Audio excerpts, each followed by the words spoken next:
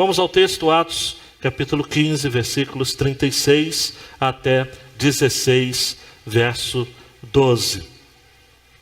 Decorridos alguns dias, Paulo disse a Barnabé: vamos visitar os irmãos em todas as cidades onde anunciamos a palavra do Senhor, para ver como estão.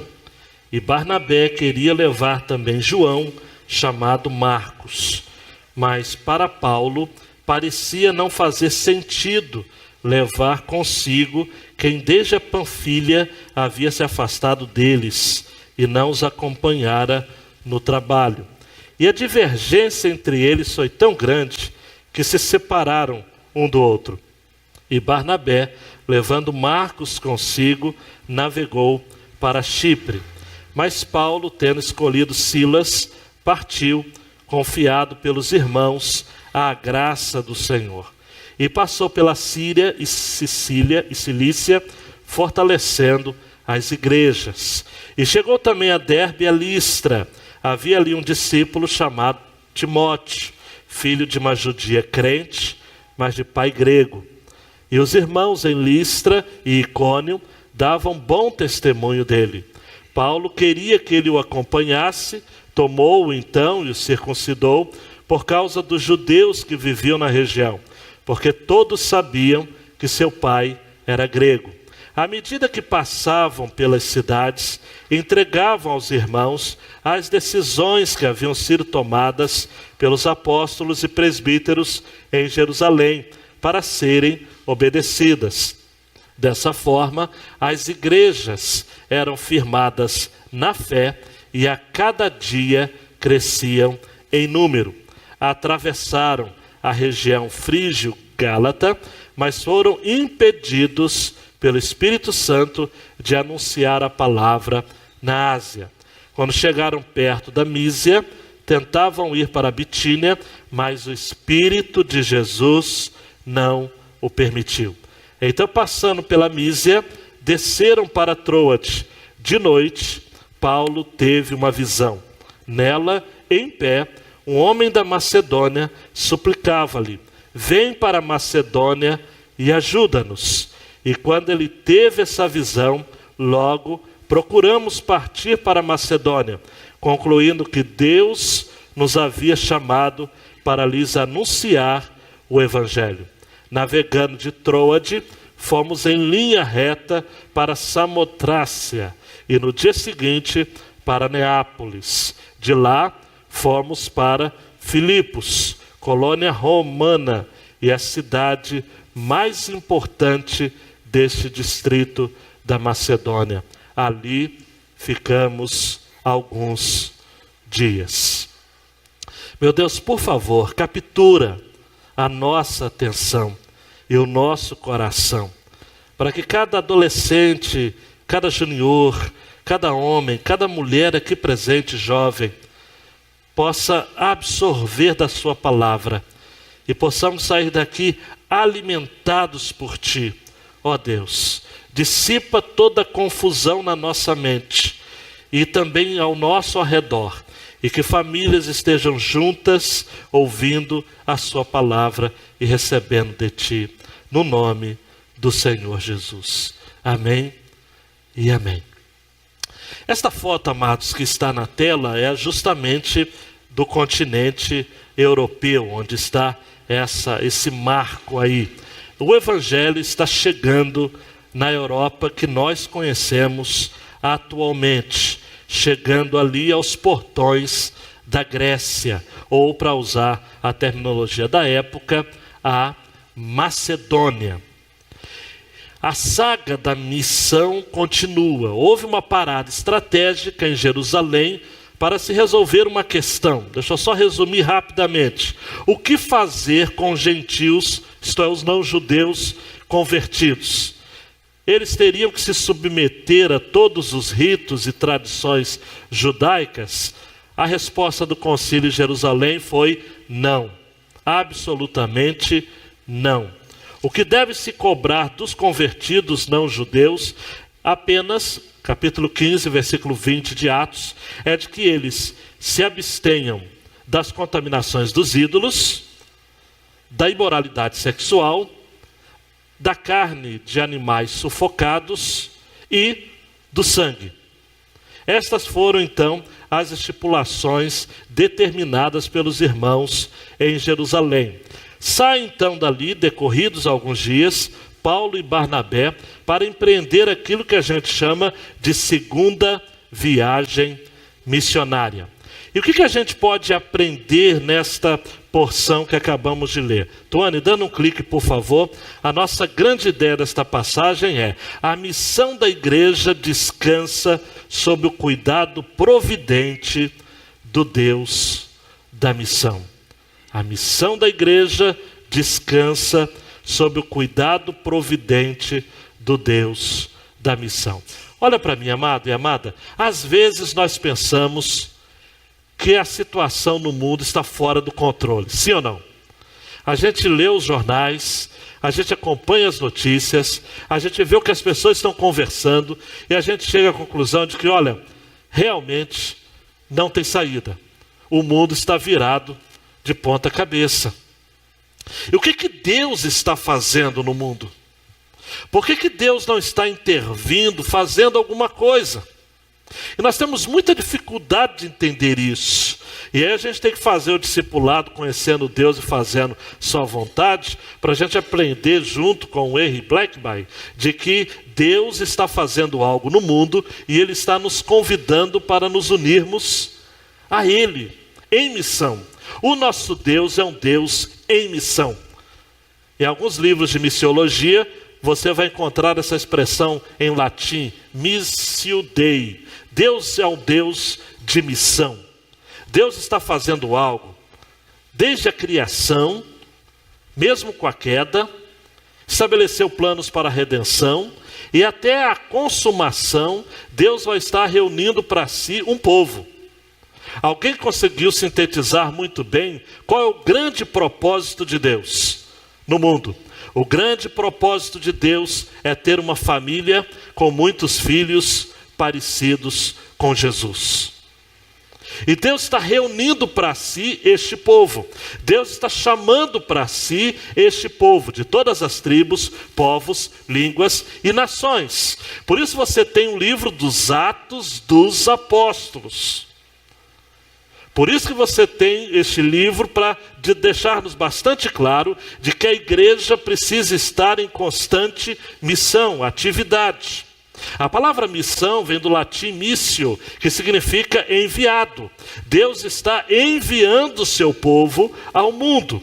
Deus está confiando, preste atenção, os segredos eternos do Evangelho, aquilo que Paulo vai dizer aos Colossenses, o mistério que é Cristo em nós, a esperança da glória. Deus está revelando isso e nos comissionando a divulgarmos isso para o mundo.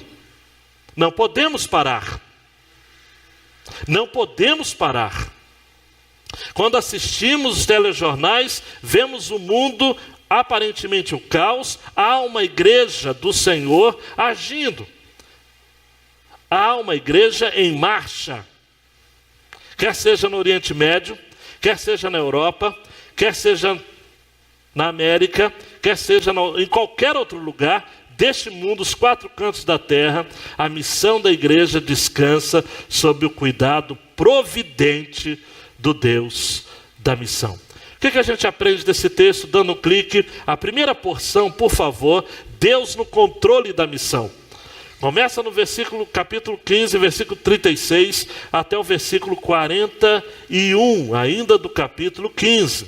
Depois do concílio em Jerusalém, decorridos alguns dias, diz o versículo 36, Paulo disse a Barnabé: vamos visitar os irmãos em todas as cidades onde anunciamos a palavra do Senhor, para ver como estão. Chegou o tempo de sair a campo. A igreja tem tempo para se reunir em concílio e a igreja precisa voltar rapidamente para a missão.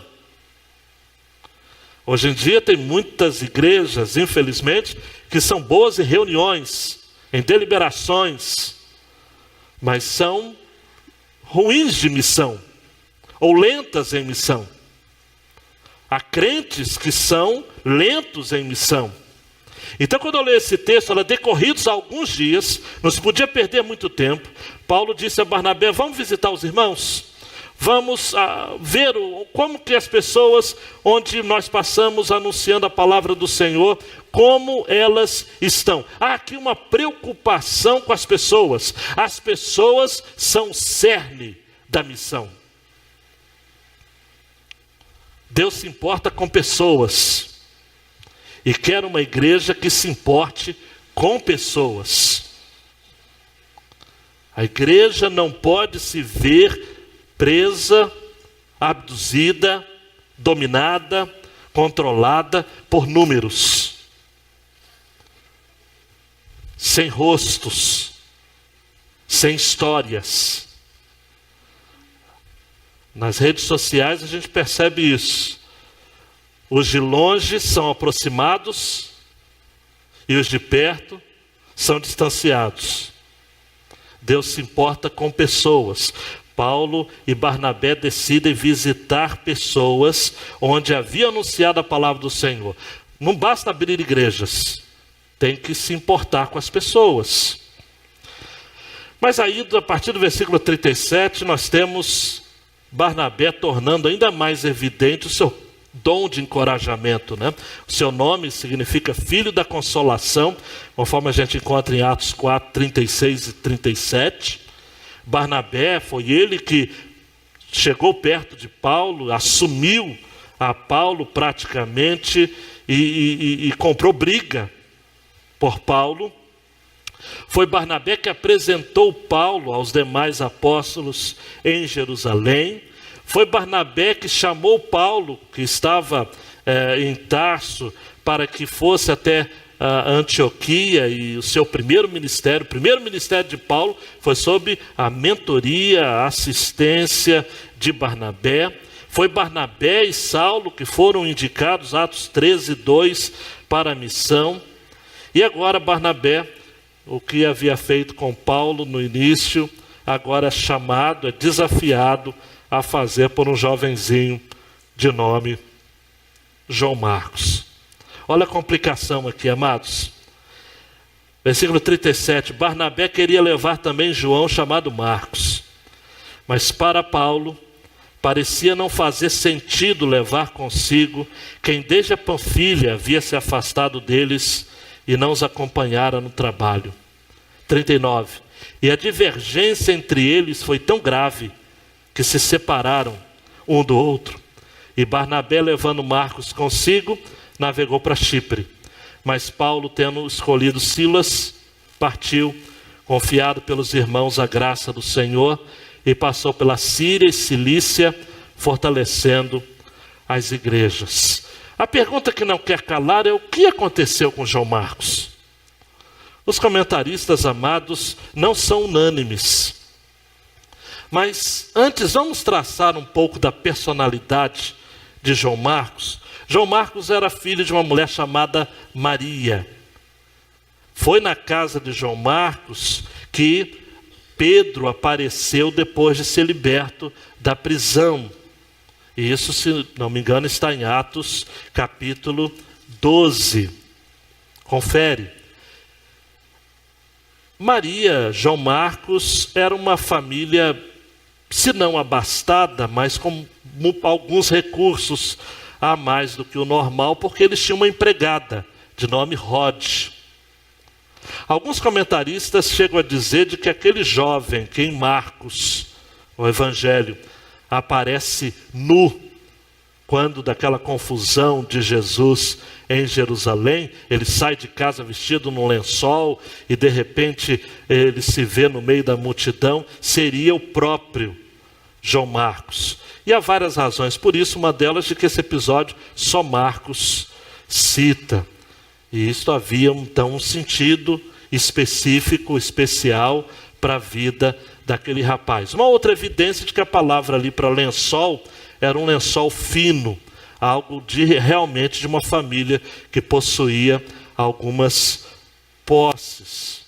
Você vai encontrar João Marcos também, no capítulo 12 ainda, no versículo 25, chamado por Barnabé e Saulo para uma missão a primeira viagem missionária. Em Atos 13:5, você vai ter João Marcos sendo chamado de cooperador, um assistente ministerial. Mas em Atos 13:13, vai dizer o seguinte: mas João apartou-se deles, voltou para Jerusalém. E aí a mente dos especuladores avançam, né? Sentiu saudade da família? Talvez. Teve dúvidas a respeito do seu chamado? Talvez. Pelo fato de ser de origem de uma família com alguns recursos, sentiu o drama que é viver privado de algum tipo de conforto pessoal e material? Provavelmente. Mas o fato é, amados, que talvez tenha sido falta de experiência com Deus, falta até mesmo de conversão, de convicção do seu chamado, medo das dificuldades. Mas não podemos e nem devemos julgar. O que podemos concluir é de que mais tarde João Marcos vai se fortalecer, porque Paulo vai escrever aos Colossenses, no capítulo 4, versículo 10, dizendo: saúda Marcos, o sobrinho de Barnabé. Se ele for ter convosco, recebam. A Filemão, Paulo escreveu: Marcos, Aristarco, Demas e Lucas são meus cooperadores. E o mais famoso texto, 2 Timóteo 4:11, toma Marcos, traze-o contigo, porque me é muito útil para o ministério. Sem contar que o primeiro evangelho escrito foi justamente o evangelho de Marcos. Embora seja o segundo na ordem, mas foi o primeiro evangelho escrito. Evangelho segundo Marcos. Orientado por Pedro, Marcos se tornou uma referência na missão. Olha para mim. Não sei como é que você vai receber isso, mas receba como palavra de Deus, porque eu falo com temor e tremor. O importante não é como se começa. O importante é como termina. Muitas vezes o nosso começo na fé é hesitante mesmo. Essa semana mesmo, conversando com alguém que pretende se batizar no domingo, cheio de dúvidas: será que eu vou conseguir? Eu não sou uma referência assim. Eu falei: batismo é ponto de partida, não é ponto de chegada. Mas nós temos uma compreensão equivocada de que tem que dar certo sempre. João Marcos, amados, foi um fracasso que deu certo. Alguém que abandonou a missão, alguém que causou a primeira briga entre os apóstolos na história da igreja, provocou, amados, uma cisão entre nada mais, nada menos do que Paulo e Barnabé, dois gigantes. Não eram Ezequias e um André Lopes. Era Paulo e Barnabé, os campeões da fé, os primeiros missionários. Brigaram por conta desse cidadão. Por quê? E aí eu precisei de uma iluminação espiritual também, mas o pastor Hernandes Dias Lopes usou de uma expressão que eu gostei muito. Ele disse assim: Paulo olhava para João Marcos e perguntava: o que esse rapaz pode fazer para o reino? E disse: ele fugiu, é medroso, é inseguro, não vai caminhar comigo. Já Barnabé olhou para o mesmo João Marcos e perguntou: o que o reino de Deus pode fazer por este rapaz? Eu sei que ele é hesitante, medroso, covarde até, mas eu vou caminhar com ele. Ambos estavam certos. Não vamos ficar apedrejando Paulo. Mas João Marcos precisava, neste momento, mais de um Barnabé do que de um Paulo. E quem sabe você está aqui nesta noite, você precisa dessa palavra. Porque o seu começo tem sido um arraso, no mau sentido da expressão. Você erra, você é inconstante, você é medroso, você é filhinho da mamãe. Mas Deus manda dizer para você, o que o reino de Deus pode fazer para que você cresça, amadureça, a ponto de no futuro, como João Marcos, o próprio Paulo que eu havia escorraçado, disse, me traga ele para perto, porque ele me é muito útil. Muito útil. E outro ponto que eu preciso estar falando aqui, e que eu fiquei estudando e orando, para tentar realmente me expressar de uma maneira que eu fosse bem compreendido, eu creio que esse incidente aqui, essa briga, esse quibrocó que houve aqui entre os apóstolos, mesmo que esse incidente não tenha sido absolutamente da vontade absoluta de Deus, eu vou até repetir, absolutamente da vontade absoluta, não foi da vontade de Deus que Paulo e Barnabé brigassem. Você concorda comigo, sim ou não? Não é da vontade de Deus que dois líderes briguem. Mas, todavia, entretanto, eu creio que essa situação acabou propiciando uma expansão das equipes missionárias. Barnabé e João Marcos foram para um lado, e Paulo e Silas foram para o outro. O que era para dar errado, acabou dando certo. Deus faz isso. Às vezes algumas coisas que é para dar errado na igreja, Deus vai e faz dar certo.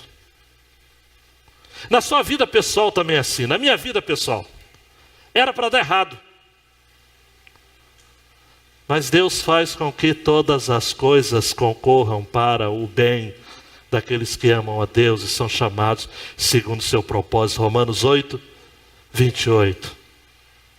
Eu peguei emprestado umas ideias de Lutero sobre isso. Uma ideia principal, quando ele vai falar sobre a obra secreta e a obra peculiar. Para Lutero, a obra secreta ou estranha refere-se à maneira de Deus tratar conosco de uma forma que não esperamos e que aparentemente nos leva a um resultado que não desejamos. Por exemplo, a morte de Cristo na cruz foi algo extremamente estranho, sanguinário, absurdo até. Aquilo que eu e você passamos de sofrimento na vida, a perda de um ente querido, a perda de um emprego, a doença de alguém da família, uma prova que você está passando agora na sua vida, você que está pensando comigo. A obra secreta de Deus, ou a obra estranha, é justamente o fato de que você não esperava que isso acontecesse, e isso está levando a um resultado que você não deseja, e você olha para Deus e para a vida e para você mesmo e diz, por que Deus?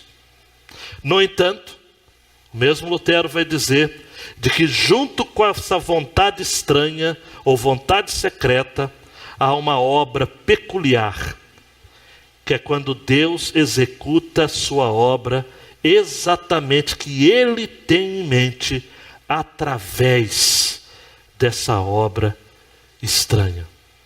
O exemplo da morte de Cristo, algo extremamente estranho, algo extremamente vil, mas através dela, os nossos pecados são perdoados, nossa vida é redimida. Aplica esse princípio de obra estranha e obra secreta para tudo na sua vida. E vale a pena a gente refletir isso também para a história da igreja. Nesse momento aqui, há uma briga entre os apóstolos. E a obra estranha é entender por que isso acontece. Com dois homens, repito, de referência na igreja. Mas a obra secreta, a obra peculiar, era de que através dessa briga, Paulo e Silas vão chegar ao continente europeu. Barnabé e João Marcos vão voltar para Chipre. Depois desse texto, nós nunca mais vamos ouvir falar de Barnabé. Mas pelo visto, esse incentivo dele fez com que João Marcos se fortalecesse no caminho da missão. Você está conseguindo compreender? Que muita coisa estranha na sua vida, Deus tem uma obra peculiar. E na igreja também.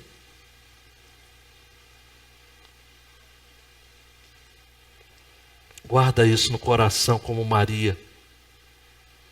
E aplica em algumas situações que você vem passando ou já viu a igreja passando.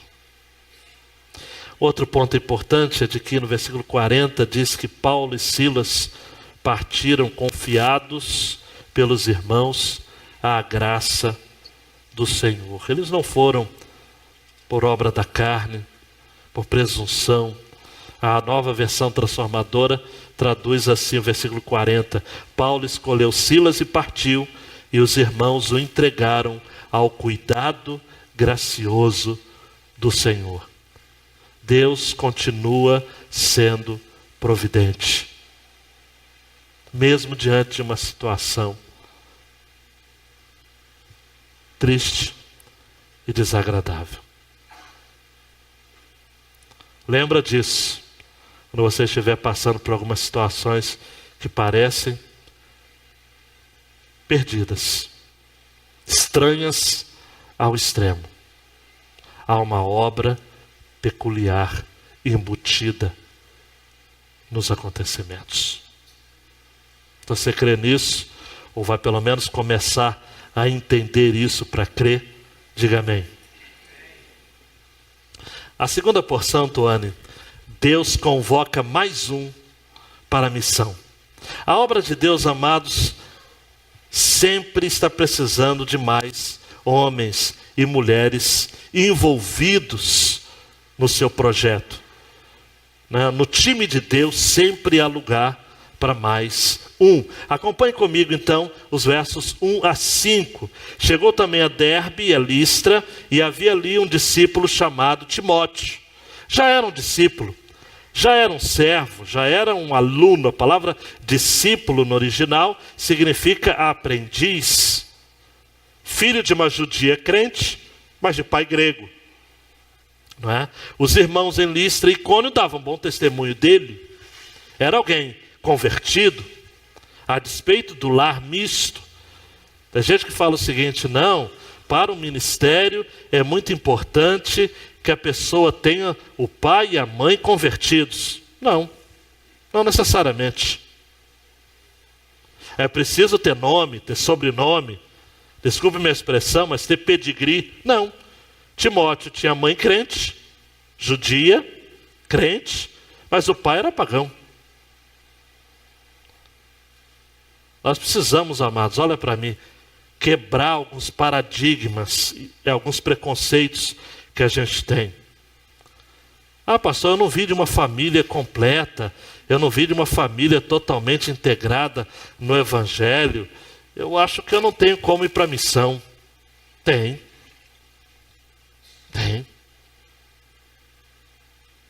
Deus quer contar com você. Paulo queria que ele o acompanhasse, tomou então, circuncidou, por causa dos judeus que viviam na região.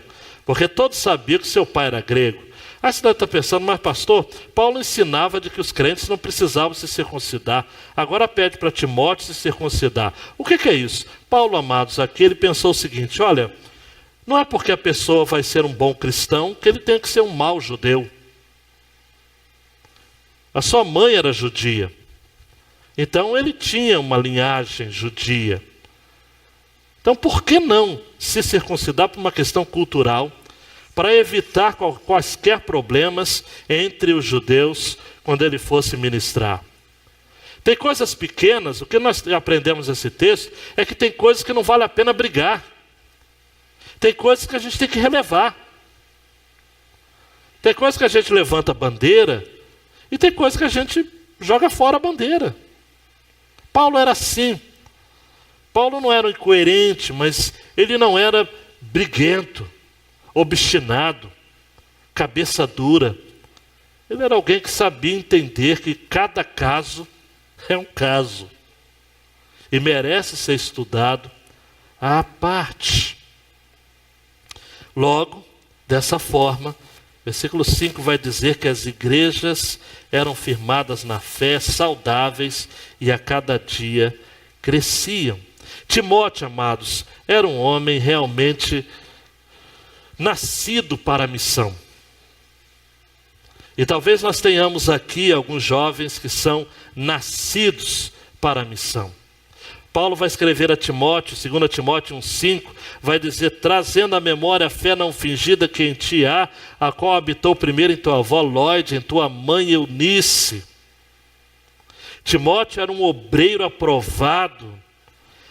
Timóteo era um santo em Cristo Jesus. Paulo, Timóteo, servos de Jesus Cristo.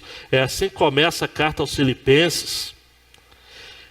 A segunda carta ainda de Timóteo, a Timóteo 3,10, Paulo vai dizer que Timóteo havia seguido a sua doutrina, seu modo de viver, sua intenção, sua fé, sua longanimidade, seu amor e sua paciência. Deixa eu só abrir um parênteses aqui. Paulo não tinha problemas com os jovens. Ele teve problema com o jovem chamado João Marcos, e agora ele apoia outro jovem chamado Timóteo. Na maioria das vezes, quando um líder sofre algum tipo de decepção com uma determinada classe de pessoas, de idade, de status, o que seja, é natural que a pessoa seja radical. Se fosse nos nossos dias, na cabeça de alguns dos nossos, Paulo, que havia se decepcionado com o jovem João Marcos, poderia sair dizendo, eu nunca mais vou confiar num jovem. Mas agora o mesmo Paulo está confiando em Timóteo. Nós precisamos abrir a nossa mente, nos desfazermos de preconceitos. É igual quando uma pessoa fala o seguinte, eu nunca mais vou ajudar ninguém, porque toda vez que eu ajudo, eu quebro a cara. Aí Deus vai e irá lhe colocar no seu caminho pessoas para você ajudar, só para dizer, sabe de nada, você é um bobinho, eu estou no controle. Paulo tinha tido uma desavença, mas ele não permitiu que essa desavença determinasse o rumo do seu coração. Nós precisamos dessa saúde de alma. Nós precisamos entender de que no processo da vida, de envolvimento ministerial, familiar, o que seja, as decepções fazem parte do nosso caminho, mas não é por conta disso que nós vamos ficar paralisados. Paulo agora confia em Timóteo, acompanha a Timóteo, e por conta disso havia saúde na igreja. Igrejas eram firmadas na fé e a cada dia cresciam em número, porque eles tinham entendimento, amados, e você precisa entender isso junto comigo, de que a obra de Deus é maior do que o orgulho pessoal. E de que aquilo que Deus quer fazer através de você é muito maior do que aquilo que você imagina.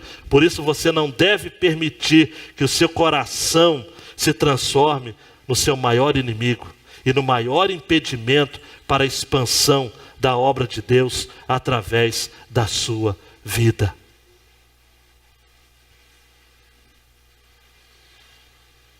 Abra o seu coração.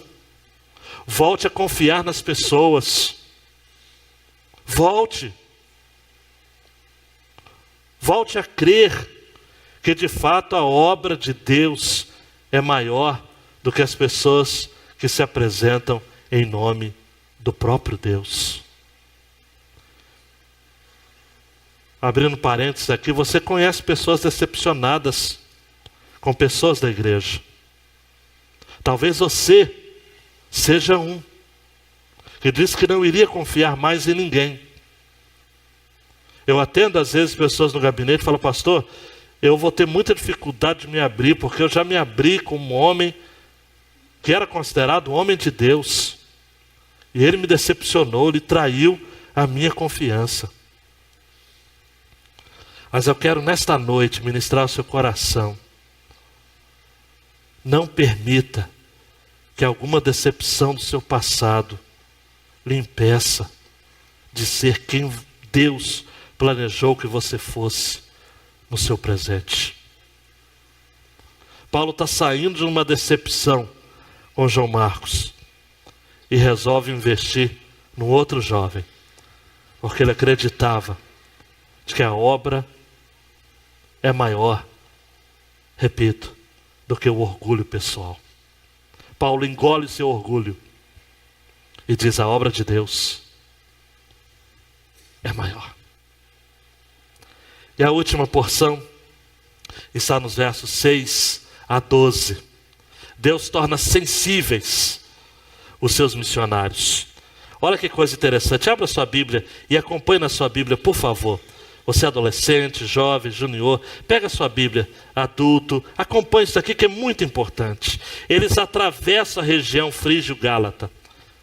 Derbe, Listra e Icônio faziam parte da Ásia, da Galácia, região que hoje, eles saem dessa região da Galácia, onde hoje ali a região da Grécia e Macedônia, e desejam anunciar na Ásia, onde hoje é a Turquia.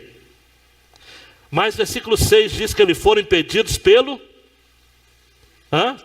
Leia o texto. Pelo Espírito Santo.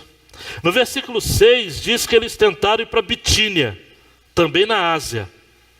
Mas eles foram agora impedidos pelo Espírito de Jesus. Olha aqui a trindade. Primeiro o Espírito Santo impede, depois o Espírito de Jesus, e depois Deus vai se utilizar de uma visão para dar sentido àquela empreitada missionária.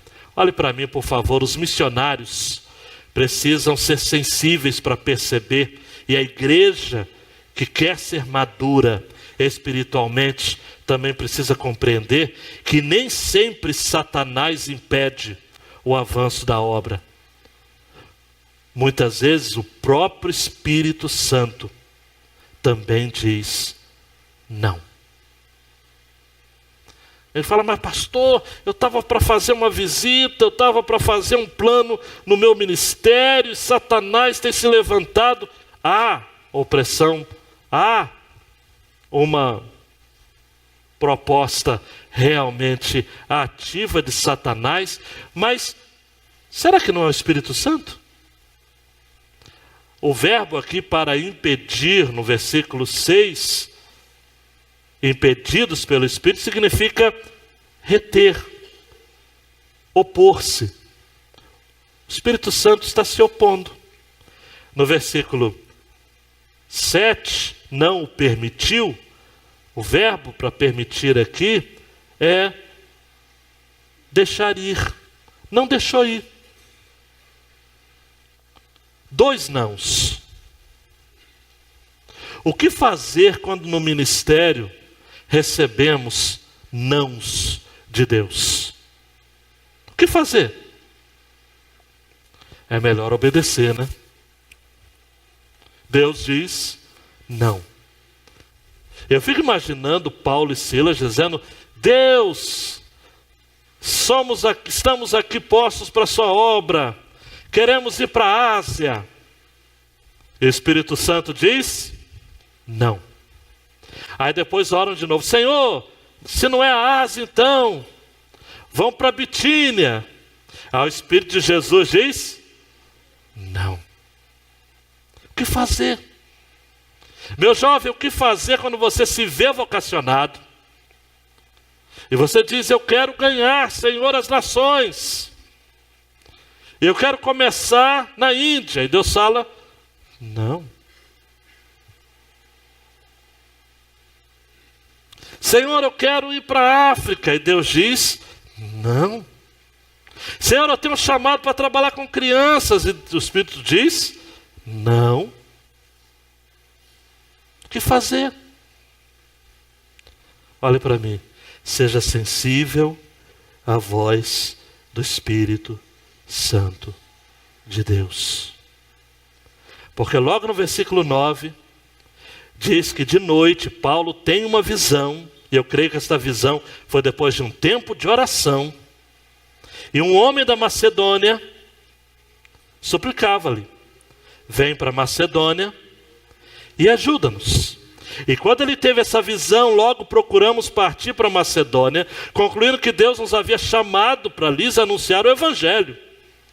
Navegando de Troade, fomos em linha reta para Samotrácia, no dia seguinte para Neápolis, de lá para Filipos, colônia romana, cidade mais importante, e ficamos alguns dias.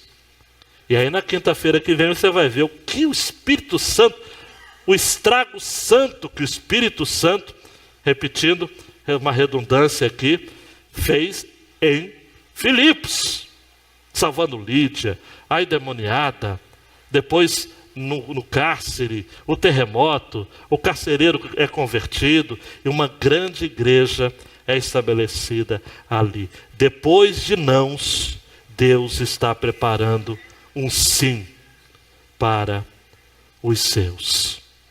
Olhe para mim. O nosso Deus não é somente Deus de sims, é também Deus de nãos. E Deus mostra.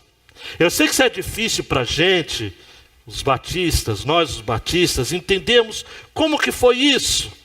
Deus mostrou, houve uma visão, ele estava orando. Eu gosto da versão de Edwin Peterson, uma mensagem que diz assim: olha, naquela noite Paulo teve um sonho. O macedônio estava de pé na praia e chamava do outro lado do mar: venha Macedônia, ajude-nos. O sonho foi revelador para Paulo. Imediatamente ele começou a fazer os preparativos para a viagem à Macedônia. Tudo estava acertado. Agora sabíamos com certeza que Deus nos havia chegado ou chamado para pregar aos europeus. Há um elemento estratégico em quem quer se ver realmente efetivo no processo de plantação de igrejas ou em qualquer outra frente ministerial. É preciso ter convicção de que é Deus quem está chamando. Se Deus está chamando, vá. Mas se Deus não está chamando, fique. É simples assim. Nós precisamos entender, amados, de que o tempo de Deus não é o mesmo do tempo do homem. A obra de Deus tem pressa, mas Deus também age através de processos. Eu li hoje um artigo de John Malley. Ele está plantando uma igreja em Emirados Árabes, no Oriente Médio. E este jovem escreveu um artigo dizendo 3 coisas que não devem faltar a um plantador de igreja. Ele precisa ter paciência, ele precisa orar, e ele precisa estar disposto a pregar o Evangelho.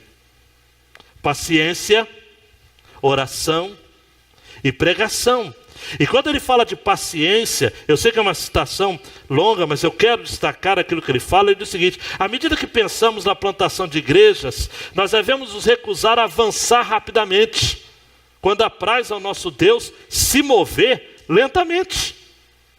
Embora isso possa não se encaixar no estilo da nossa cultura e tempo, cremos que a mudança profunda e duradoura, que está enraizada no Evangelho, não acontece durante uma noite. Sim, Deus nos concede, o nosso Deus concede progressos e avivamentos, mas para estes momentos, ou para que estes momentos sejam genuínos e duradouros, devem vir nos termos de Deus e pelos seus caminhos. Não é do seu jeito. Ah, pastor, então o senhor está querendo dizer que eu posso ter motivações corretas, eu posso ter o ardor correto, eu posso ter realmente o fogo no coração, eu posso ter todos os recursos e habilidades para um determinado ministério, quer seja plantação de igreja, quer seja fortalecimento de igreja ou revitalização, quer seja um ministério novo que eu quero implantar na igreja, quer seja um projeto social na comunidade, quer seja um sonho, um plano, uma coisa louca que eu tenho vontade de fazer para Jesus. Eu posso ter isso tudo e mesmo assim, Deus pode dizer: vá devagar, meu filho. Vá devagar, minha filha. Eu estou dizendo para você,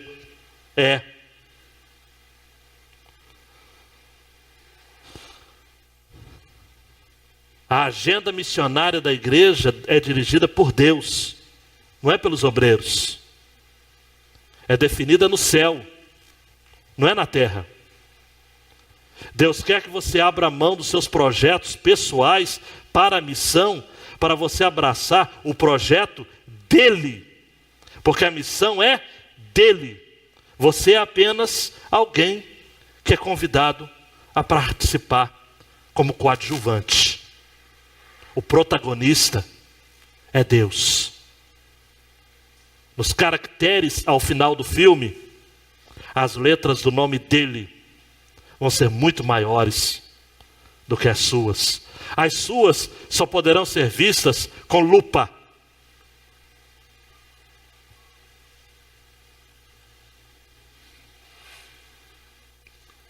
Ele é quem faz. Ele é quem age. Queria ir para a Ásia. O Espírito impediu. Queria ir para a Bitínia. Jesus não deixou. De repente eles oram. E à noite aparece um homem da Macedônia dizendo: passa a Macedônia e ajuda-nos. Guarda essa palavra no coração. Seus projetos pessoais. Eu não vou dizer, eu sei que alguns devem estar pensando: poxa, pastor, só está dizendo que meus projetos não têm importância nenhuma. Tem. Como rascunho nas mãos do Eterno. Dê para Deus. Diga: Deus, estou fazendo esse curso, meu coração é teu, toma nas tuas mãos. Mas quem vai escrever o projeto final não é você. É Deus. E Ele pode mudar tudo. David Livingstone queria ir para a Índia. Deus falou: não, vá para a África. William Carey queria ir para umas ilhas lá da Ásia. Deus falou: não, você vai para a Índia. Outros missionários também foram trocados os campos.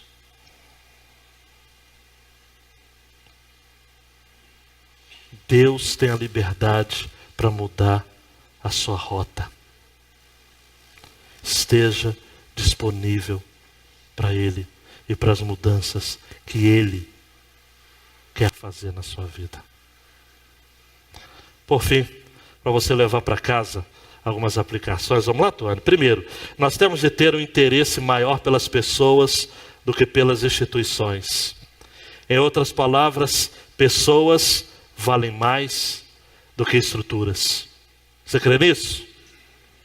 Pessoas valem mais do que as estruturas. Ontem, a Carmen Lúcia, ministra do Supremo Tribunal Federal, falou o contrário, mas no foco dela falou corretamente. Ela disse assim: as pessoas são passageiras, as instituições permanecem.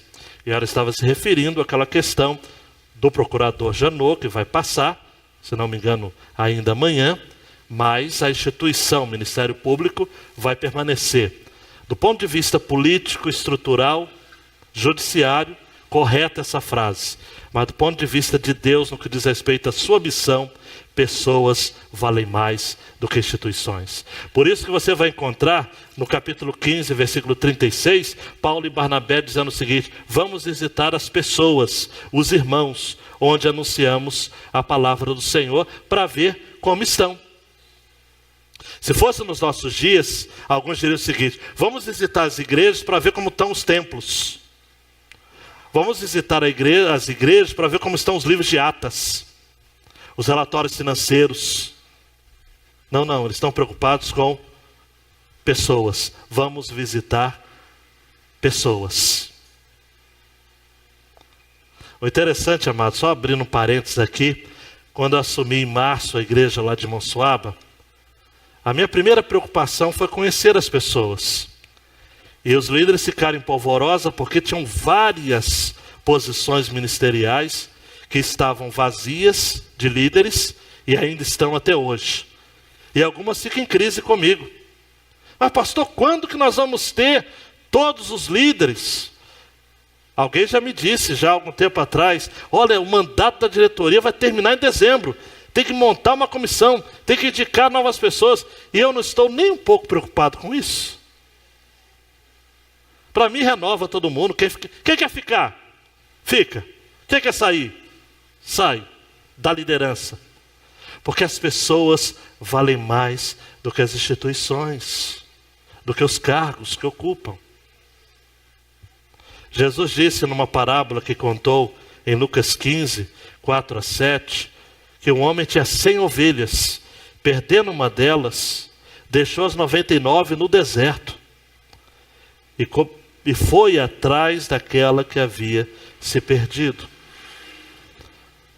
O conforto das 99 não está implícito nessa parábola, porque o pastor deixou elas no deserto, não foi nem no aprisco.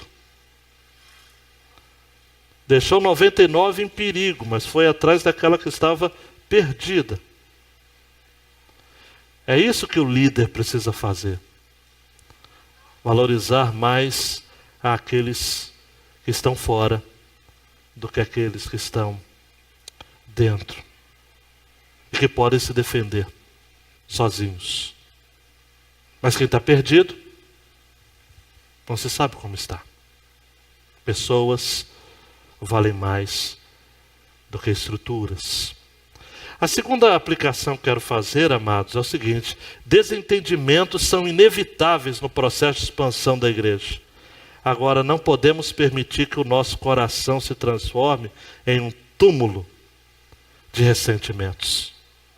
Infelizmente, amados, na história da igreja são muitas as desavenças e desentendimentos.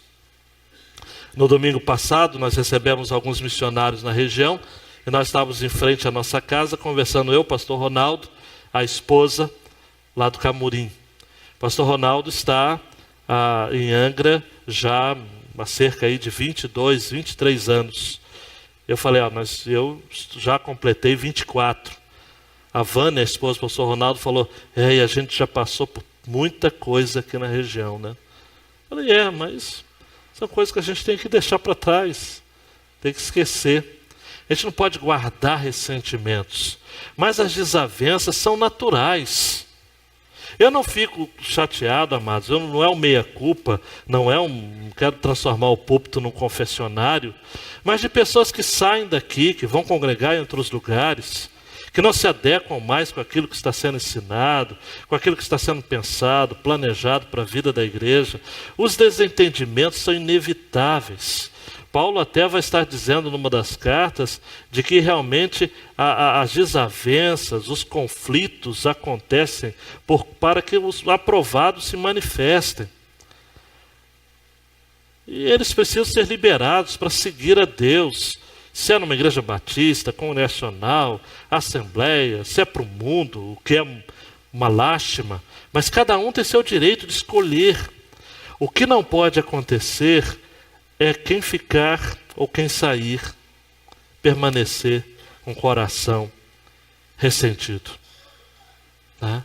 É bom a gente encontrar alguém que já foi um desafeto, mas cumprimentá-lo normalmente, abraçá-lo, desejar o bem. Paulo e Barnabé, olha para mim, possivelmente, presta atenção nisso, nunca mais se viram novamente.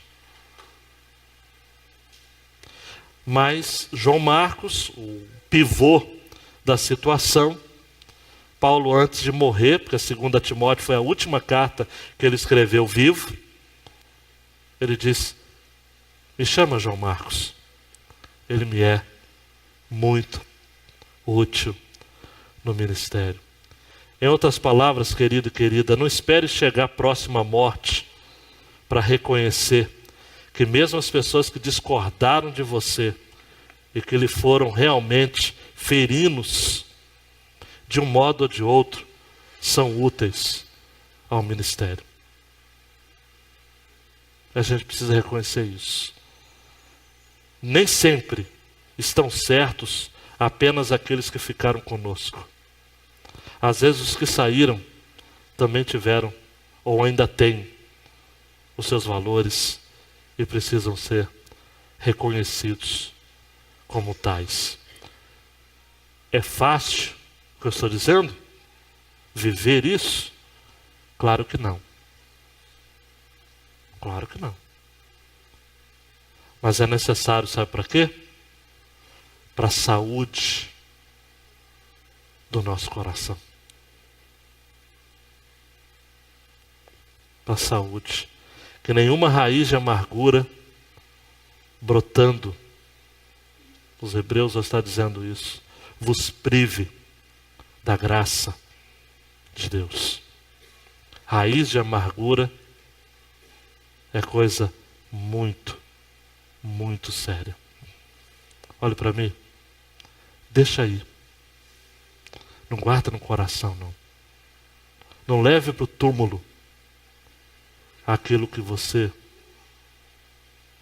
pode abrir mão a partir de hoje. Até mesmo para você viver bem, mais e melhor. Tony, mais um clique, por favor. A igreja precisa ter mais paciência com seus jovens. Eles podem ser inconstantes, mas ainda estão em processo de amadurecimento. A igreja, olha para mim, trata muitas vezes com intolerância os jovens. Esses jovens da nossa igreja são assim. São fracos, inconstantes. Há irmãos amados que se esquecem que já foram jovens e que fizeram igual, até pior do que esses nossos aí. Eu aprendo com esse texto que a gente tem que ter paciência. Paulo não teve paciência com João Marcos, mas teve com Timóteo. Mas Barnabé é o melhor exemplo. Falou: João Marcos, caminha comigo. Você tem potencial.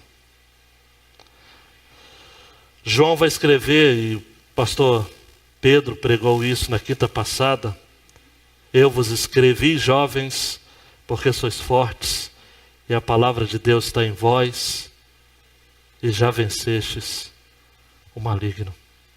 1 João 2,14. Precisamos ter mais paciência com os nossos jovens, e por que não dizer, com os nossos adolescentes também. Eles erram.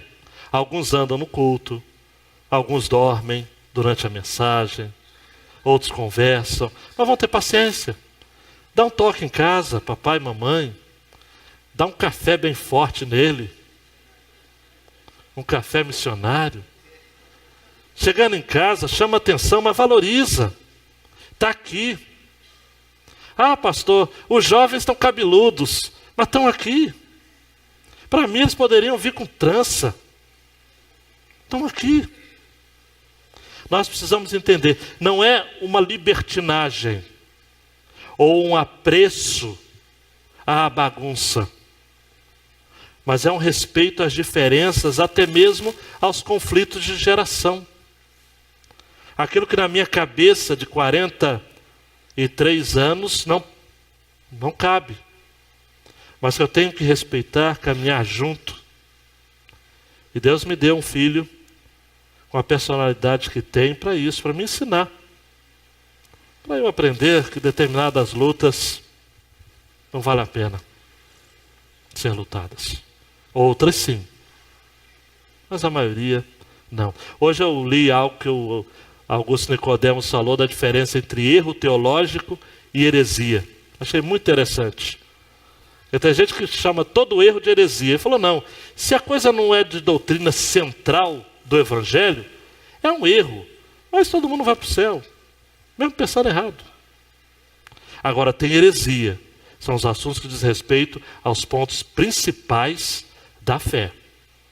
A divindade de Jesus, a santidade do próprio Deus e da igreja, aí sim. Agora, detalhes pequenos, pode ser erro, mas não é heresia. Tony, caminhando para o fim, quando não se percebe a direção do Senhor, pode-se perder o vigor para muitos projetos na igreja de Jesus. Charles Spurgeon chamava a reunião de oração da sua igreja de a usina de força da igreja.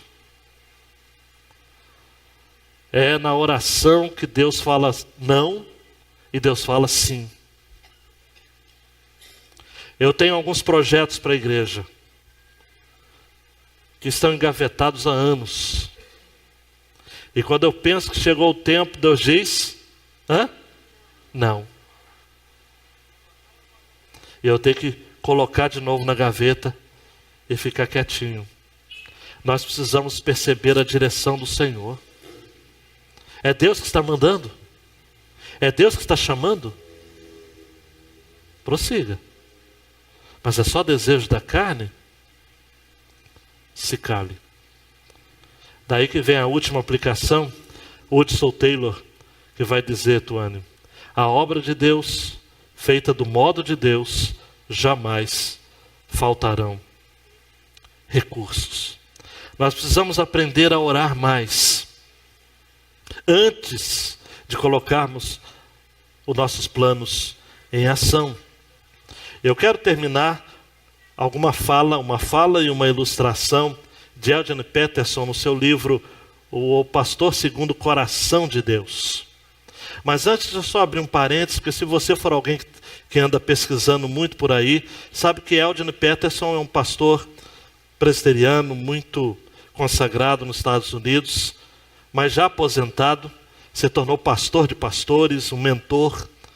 Mas recentemente ele deu uma derrapada quando lhe perguntaram o que ele iria fazer caso o membro de sua igreja de liderança se apresentasse como gay e se perguntasse a ele se ele faria o casamento. E ele disse que sim, porque os tempos mudaram e coisa e tal. Então, foi uma derrapada. Algo que realmente, isso sim é uma heresia, não é apenas um erro. Mas não é por conta disso que eu vou desvalorizar tudo aquilo que ele já escreveu. Inclusive a Bíblia, que leva o nome dele, a mensagem. Nesse livro especial, O Homem Segundo o Coração de Deus, Eugene Peterson fala sobre a importância da oração. E ele fala de que os pastores que imitam a pregação e as ações morais dos profetas, sem ao mesmo tempo imitar a sua vida profunda de oração, são um estorvo para a fé e um empecilho para o crescimento da igreja. Em outras palavras, o pastor que é um profeta, um pregador, alguém que pega os princípios da palavra de Deus e passa para o povo, mas apenas uma observação moralista, sem imitar a vida de oração que esses mesmos profetas tiveram, ele está contribuindo não para o crescimento, mas está sendo um empecilho para o avanço da igreja.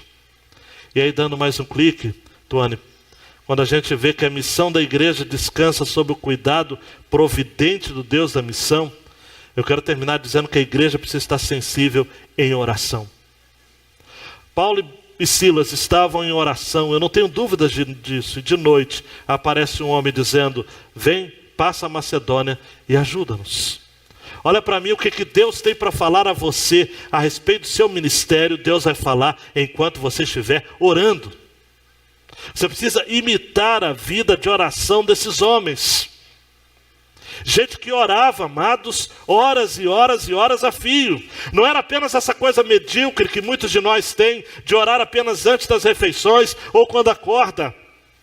A maioria dos crentes, amados, em relação a tempo, dedica 1, 2 minutos por dia em oração. E eu pergunto, você quer ter o poder dos profetas, você quer ter a autoridade dos apóstolos, você quer fazer grandes coisas para Deus, você espera grandes coisas de Deus, como diria o William Carey, mas você não está disposto a orar como esses homens oravam. Citar Spurgeon é fácil.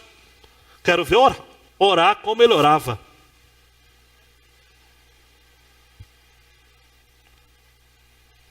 Invejar da fé de Paulo é fácil. Quero ver orar como ele. Olha para mim. Ver os filhos bem criados que Jonathan Edwards teve com a sua esposa, educados. Numa época em que muitas crianças morriam de peste e outras doenças, os filhos de Jonathan Edwards, de sua esposa, não me recordo aqui o nome dela, nunca ficavam doentes.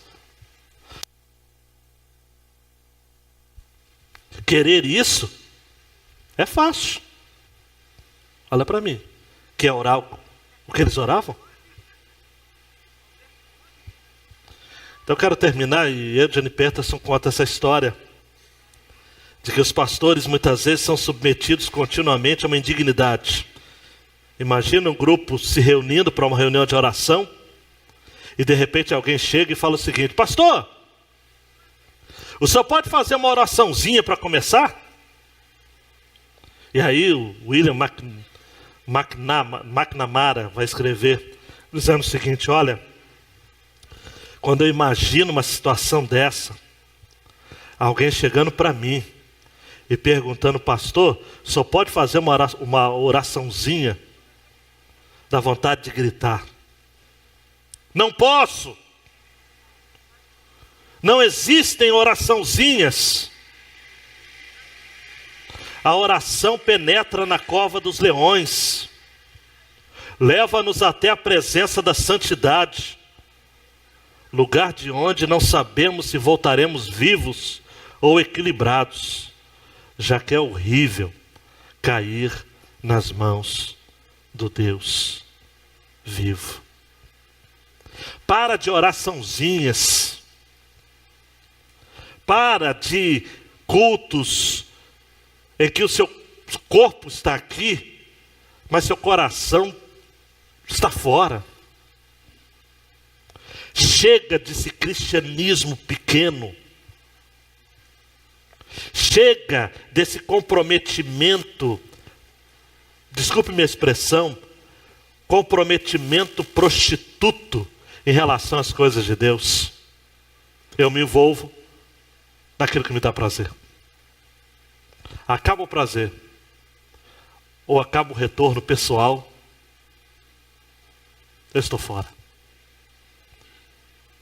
Cristianismo é cruz, é renúncia, é ouvir o que não se quer, é estar sujeito a quem não se gosta, e é entender que na lógica do Evangelho, se perde para ganhar, se desce para subir, e o maior não é quem é servido, mas é quem serve. Não é militarismo, mas é sim, senhor, e não, senhor. É a obediência à voz do Espírito Santo de Deus. E se você não crê que o Espírito Santo de Deus fala, você ainda está na periferia da vida cristã. ainda não chegou ao cerne, porque Deus fala, ainda nos nossos dias. Abaixa a cabeça, meu querido e minha querida, diga: Deus, me torne sensível. A missão da igreja descansa sob o cuidado providente do Deus da missão. Eu quero nesta noite fazer um apelo a você. Vamos lá. Você que está reconhecendo: olha, pastor, eu não tenho ouvido a voz de Deus. Não tenho ouvido. Não tenho entendido que por detrás de uma providência carrancuda, como diria William Cowper, Deus esconde uma face sorridente. Não tenho entendido. Não tenho entendido, como Lutero diz, que por detrás de uma obra estranha há uma obra peculiar. Não tenho entendido. Tenho sido intolerante. Tenho sido obtuso. Se você quer uma expressão para você entender, tenho sido cabeça dura. Eu ouço o que eu quero, eu faço o que eu tenho vontade. E Deus nesta noite está dizendo para você: está na hora de você morrer para você mesmo. A missão da igreja descansa sob o cuidado providente do Deus da missão. A missão da igreja não depende da igreja. Olha que coisa louca. A missão da igreja não depende dos homens que estão à frente da igreja.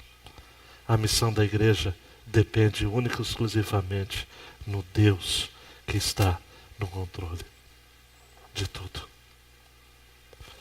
Eu quero convidá-lo a, junto comigo, orar por sensibilidade espiritual. Eu quero convidar você a ficar de pé, você que precisa desse discernimento, para tomar decisões importantes. Talvez a respeito da igreja, se você vai continuar aqui ou não. Quem sabe no que diz respeito ao seu ministério. Quem sabe no que diz respeito a alguma mudança que você precisa fazer na sua família. Quem sabe Deus está mandando você abrir mão de um trabalho que está lhe consumindo muito tempo. Quem sabe? Ou você já o fez, mas você ainda em compensação, ou relaxou. E você precisa mudar. E você precisa rever determinados conceitos, determinados valores, determinados pontos, para de fato continuar a missão que Deus não confiou a anjos, amados. Poderia, mas Deus tem confiado em homens. Então vem aqui que eu quero orar por você, especificamente, que se sente chamado, mas sem saber qual direção Deus quer para a sua vida e para a sua família. Vem. Vem. Vem.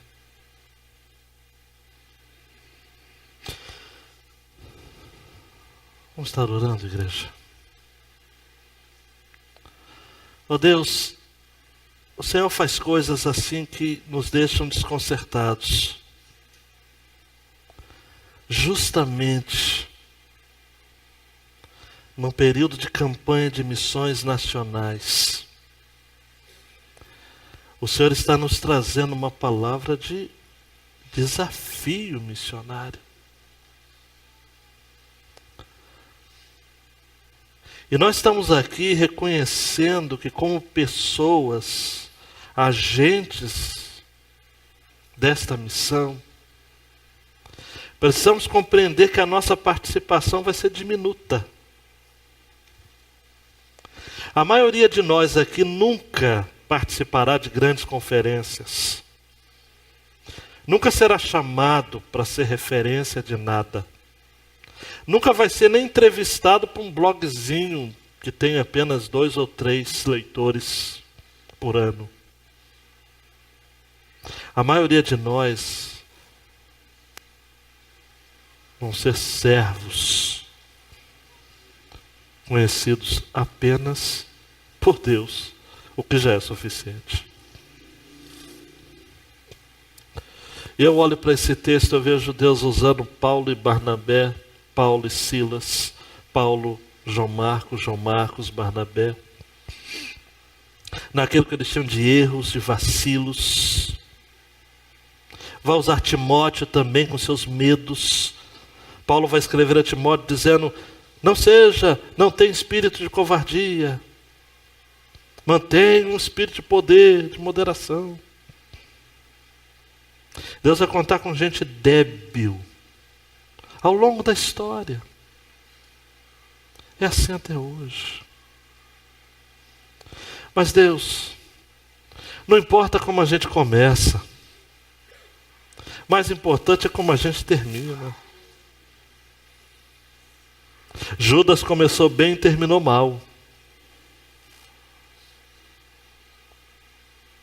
Um ladrão na cruz começou mal, mas terminou bem. Hoje mesmo estarás comigo no paraíso. A vida é assim. Ajuda-nos, meu Deus, a compreendermos os detalhes da missão, sobretudo aqueles que realmente fogem à nossa compreensão. Mas ajuda-nos a obedecer pura e simplesmente, e a entender que naquilo que não compreendemos, o Senhor nos explicará quando revelar a obra peculiar que for engolida pela obra secreta e estranha de Deus. Usa as nossas vidas, Senhor. Eu até ouso dizer o seguinte: Deus, usa as nossas vidas apesar de nós. Não leve em conta, meu Deus, aquilo de vacilo ou inconsistência nossa. E limpa o nosso coração de ressentimentos, que porventura temos, ó Pai, vez por outra, de pessoas que caminhavam com a gente, a quem dávamos crédito, valor, e que hoje viram as costas, se tornam críticos contumazes, rebeldes sem causa. Mas que a estes também estejamos estendendo a destra da comunhão à medida do arrependimento deles. E que, a despeito do arrependimento ou falta de, ao menos o perdão seja liberado no nosso coração. E Deus, queremos receber os seus sims e os seus nãos. E eu sei que é difícil, Deus, mas que possamos celebrar os seus nãos com a mesma intensidade que nos alegramos com os seus sims. Por favor, Deus, ajuda a gente nisso. E estes que estão aqui à frente, receba-os no teu seio providente, em o nome do Senhor Jesus. Amém. E amém. Amém. Volte para o seu lugar, querido, querida. Deus está contigo, está com você. Tem um plano para você. Confia nele. Espera por ele. Não desista, não. Não deixa ninguém lhe fazer se sentir indigno de uma segunda chance, ou de uma terceira, uma quarta, uma quinta, que seja. Acredite, Deus tem mais para você, em amor e graça.